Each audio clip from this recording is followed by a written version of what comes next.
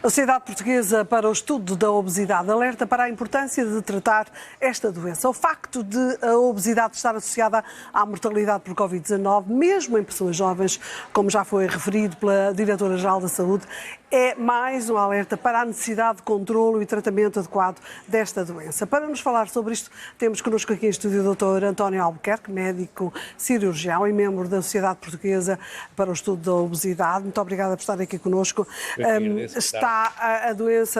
A obesidade está associada a vários tipos de cancro e também esta situação do Covid-19 também foi, digamos que a obesidade agravou também a situação de muitas pessoas e provavelmente até levou à morte.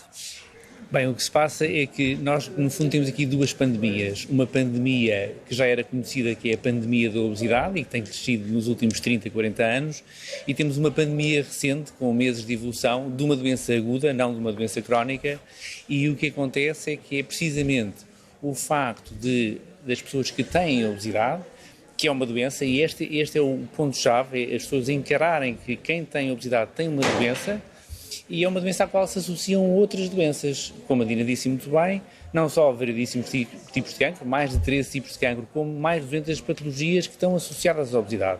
Aquelas mais conhecidas, a hipertensão, a diabetes tipo 2, a dislipidemia, o colesterol elevado, os problemas articulares, o maior risco cardiovascular, alguém que tem obesidade tem um maior risco de ter um infarto, de ter um AVC, tudo isso faz com que essas próprias doenças, como nós sabemos também, são elas fatores de risco para ter complicações se tivermos uma infecção por Covid-19 ou até um risco acrescido de mortalidade. O tratamento da obesidade passa pela alteração da atitude do próprio obeso, neste caso do doente, e também pela capacidade de resposta do próprio serviço de saúde. Exatamente. Há aqui um aspecto muito importante.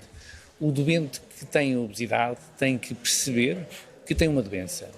E, aliás, eu até voltaria mais atrás. As pessoas que deixam de ter o seu peso ideal e começam já a ter excesso de peso, ou seja, ainda não têm aquilo que nós consideramos obesidade, que é o índice de massa corporal acima de 50. Que é o meu caso. E que têm excesso de peso, deve, logo nessa fase, haver estratégias para que possamos, efetivamente, evitar que as pessoas cheguem à obesidade. Mas o doente tem que ter essa consciência e o doente tem que ter tem que dar o primeiro passo, o doente tem que querer ser tratado. O que acontece é que muitas vezes quando chegam a uma fase mais avançada, aí não estou a dizer que seja tarde, mas as estratégias já têm que ser diferentes. E o Serviço Nacional de Saúde tem capacidade para dar resposta a esses doentes? O Serviço Nacional de Saúde tem que ter mais capacidade de resposta para tratar esses doentes. Desde logo nos cuidados de saúde primários, em que é muito importante que haja acesso a consultas para as pessoas que têm excesso de peso, para que evitem chegar a situações de obesidade, e para aquelas que já têm obesidade, para evitar que esta progressão na obesidade avance para casos mais graves e às vezes até de superobesidade. Até porque, esses casos mais graves exigem uma equipa multidisciplinar. Vários médicos vão ter que intervir não só os casos mais graves, também numa fase inicial é desejável que até nos cuidados de saúde primários possam existir nutricionistas, psicólogos, endocrinologistas que possam contribuir para evitar que cheguemos a esses casos mais graves. E depois também, a nível hospitalar, efetivamente há um conjunto de profissionais que englobam essas equipas multidisciplinares e que, obviamente, são eles que vão dar o tratamento, vão sugerir o melhor tratamento adequado ao grau de obesidade e das doenças associadas à obesidade que cada doente tem. A pandemia decididamente veio aumentar as taxas de obesidade em Portugal. Em Portugal e se calhar no mundo, não? Sim, no mundo inteiro. Há aqui como pandemia que é, no mundo inteiro, manifestamente, porque a pandemia da obesidade também é transversal, claro. Por definição, é uma pandemia. Ainda mais nos Estados Unidos, por exemplo, onde também se morre muito de Covid-19. Exatamente. E provavelmente também poderá estar a afetar a obesidade, pode também estar a levar a mais casos. Há dois aspectos importantes. Um deles tem a ver com o facto do doente com obesidade ter efetivamente um risco acrescido de, se tiver uma infecção por Covid-19, um risco maior de ter complicações e até mortalidade. E há pequenos aspectos que são muito fáceis até das pessoas entenderem.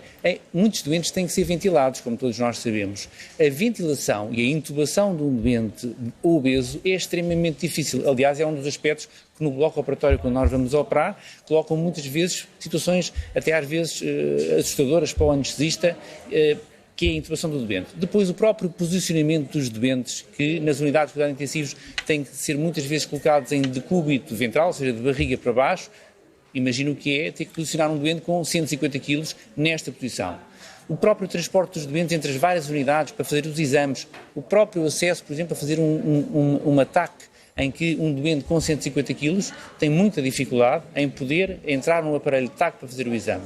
Este é um aspecto. O outro aspecto é aquilo que estava a referir a Dani muito bem, que é a questão de, enquanto estivemos estes meses em casa, confinados, em que nos mexemos menos, em que comemos pior também, os nossos hábitos alimentares, na grande maioria das pessoas... E também o stress em que toda a gente estava. Exatamente. Em casa, só a ver filmes e sem saber o que fazer mais, a não ser ir ao frigorífico. Tudo isso agravou.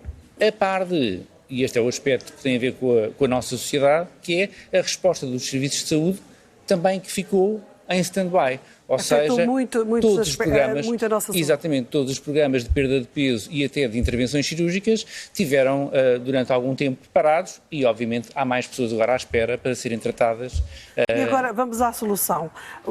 Qual é a solução? E até as pessoas que nos estão em casa a ver, é mudança comportamental, exercício físico, aquilo que as pessoas já sabem. Consultar o médico primeiro. Exato. Ser acompanhado. Esse é o aspecto importante. A primeira coisa. Que quem tem obesidade perceba que tem uma doença e que precisa de ajuda médica. E quando eu digo médica não me estou a restringir ao médico em si, mas é esta equipa que falamos. Esse é o primeiro passo. Nós não podemos obrigar ninguém que tenha obesidade a ser tratado se ela não quiser. Mas as pessoas têm que ter consciência que a obesidade não é uma questão de aparência, de não nos gostarmos de ver com um peso a mais e com gordura excessiva no nosso corpo. É uma questão de saúde. Esse é o primeiro aspecto. E depois, efetivamente, as pessoas têm que procurar os serviços de saúde onde existem estas equipas multidisciplinares para os tratar. Seja a nível dos cuidados de saúde primários, seja a nível, e será a primeira porta de entrada.